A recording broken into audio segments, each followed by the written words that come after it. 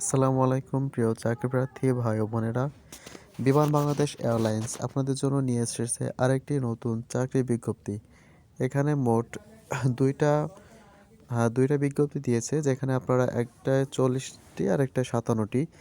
এখানে ৪০টি appropriate mechanic, line and base maintenance. এখানে হচ্ছে ৪০টি পদ। এখানে বিজ্ঞান বিভাগ থেকে এসএসসি এবং এইচএসসি উভয় পরীক্ষায় মোট ৫ এর মধ্যে ৪ থাকা লাগবে। সিজিপিএ ৫ এর মধ্যে ৪ থাকা লাগবে জিপিএ। এবং আরেকটি পদ আমরা দেখতে পাচ্ছি জুনিয়র অপারেটর জিএসি ক্যাজুয়াল।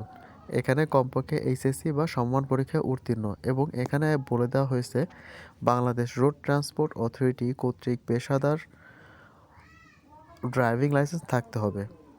এবং বাদবাকি প্রসিডিওর বা কীভাবে করতে হবে সব কিছুই এখানে নিচে বলে দিয়েছে। এটা টেলিটকের মাধ্যমে করতে হবে।